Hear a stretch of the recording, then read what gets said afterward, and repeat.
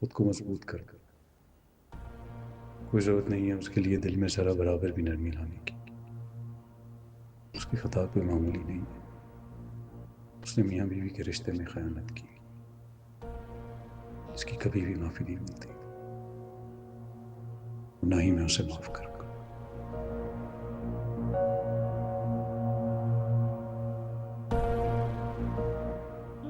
सुन रहे हो तुम क्या बोल रहे हो?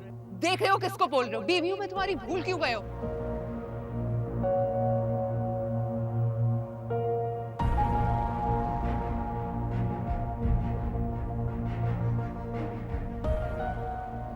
गलती हो गई है ना तुमसे, हुई है ना गलती, तो चली जाओ मेरी जिंदगी से। अगर हो सके तो तैमूर के पास जाओ। क्या पता वो सालों से इसी चीज का इंतजार कर रहा हो कि पागल तो नहीं हो तुम?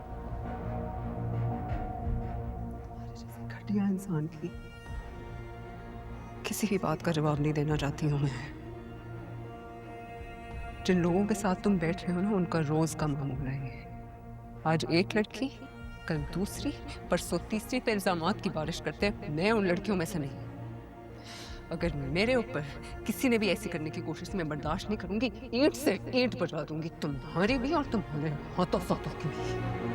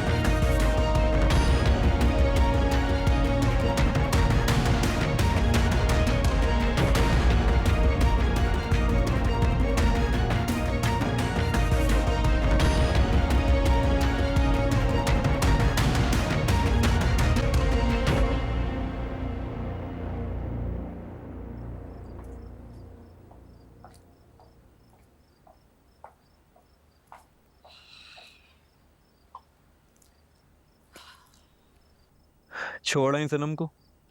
हाँ छोड़ आई। क्या हुआ? शाज़मीन से मुलाकात हुई मेरी। फिर? फिर ये समझ लो कि उसकी गुड बुक्स में तुम एक बुज़दिल इंसान हो। क्या ऐसे क्या देख रहे हो मुझे? जो हुआ वही तो बता रही हूँ ना तुम्हें। वैसे सनम ने काफी साइड ली तुम्हारी, लेकिन शाज़मीन को फिर भी अच्छा नहीं लगा तुम्हारा यूं सनम को इस वक्त अकेला छोड़ना। एनीवेज, मैं बहुत थक गई हूँ तैमूर, मैं अब रेस्ट करने जा रही हूँ, ठीक है? लेकिन जो तुमने किया है ना वो गलत किया है। थिंक अबाउट इट बस। तुम्हें क्या लगता है कि मैंने गलत किया? ऑफ कोर्स, तुम्हें क्या लग रहा है कि तुमने सब ठीक किया है? तैमूर, हर किसी के सोचने का अंदाज अलग होता है और शाज़मीन की सोच तुमसे काफी अलग है।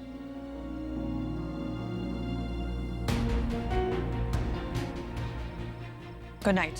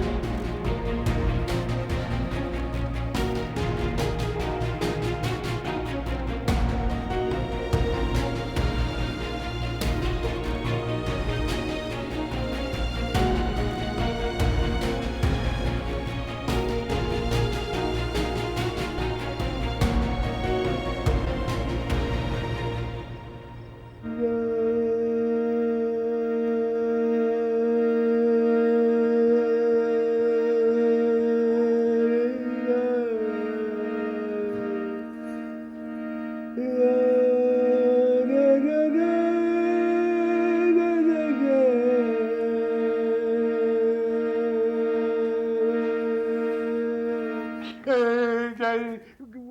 क्या हो गया अगर मैं इतने अरसे के बाद इस पे बैठ गया हूँ, मंडला रही हूँ इस तरह, यही देख लेते हैं इंसान के, रियाज कर रहा हूँ मैं। फरासत जी, मेरा मतलब ये नहीं था आपको ये डिस्टर्ब करना। मैं सिर्फ ये कह रही थी कि एक दफा मेरी बात सुन ले ईमान का, तो आपको पता है मुझे कि वो बड़ी जिद्दी है भाई। जिद्दी तो है लेकिन बात बिल्कुल ठीक कर रही है। अरे देखिए फरासत जी, दोनों बच्चियों की शादी एक ही खर्चे पे निकल जाएगी है, आपकी कितनी बचत हो जाएगी। पागल हो तुम क्या? अगर उस बेचारे लड़के वली ने कह दिया कि हम सादगी से शादी करेंगे, तो इसका ये मतलब थोड़ी कि मैं अपनी बेटी को फकीरों की तरह खाली हाथ रुखसत कर दूं। नहीं नहीं, ये भी है, लेकिन मुझे ये भी मालूम है कि आपने काफी कुछ जमा करके रखा दोनों बच्चियों के लिए अच्छे से रुखसत। अरे बीवी हो आपकी, मुझे पता कौन कौन से अकाउंट में कितने कितने पैसे रखे हैं आपने। बेबरकते को आवाज चली जाएगी, मांग लेगा पैसे पर। सुने खाला अम्मा ने एक एक सेट बनाया हुआ सोने का, एक एक हम इजाफी बना देंगे। मुझे सिर्फ ये हो रहा है कि ये सारी जल्दी की वजह जो है ना हम आ जाए। आपको याद है जब हफ्सा वाला वाकया हुआ था तो कैसे बेकाबू हो गई थी ईमान। मैं कह रही हूँ लंबी मंगनी के चक्कर में खुदा ना खास्ता कुछ हो गया तो कैसे संभालेंगे ईमान को, जल्दी रोक सकते। अच्छा, शमा भाभी आती है तो बात करता हूँ आपसे। ठीक। अब मैं थोड़ा सा अच्छा अच्छा, उसने एक और ख्याल आया है जहन में। बच्चियों की शादी पे जो संगीत रखेंगे उस पे किसी को बुलाने की क्या जरूरत है, आप खुद ही कर लीजिए। क्या कर रहा हूँ? उसी की तो रियाजत कर रहा हूँ मैं, उसी की कर रहा हूँ। समझता हूँ तुम्हारे दिमाग को। कैसे सोच लेते हैं पहले से।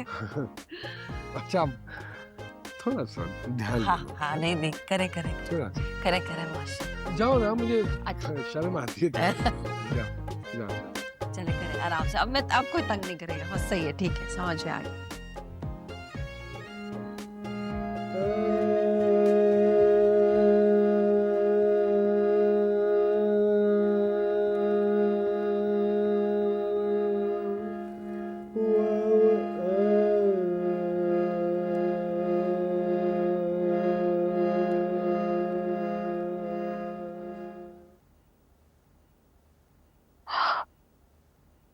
आपने कुछ कहा नहीं, बुरा लगा आपको?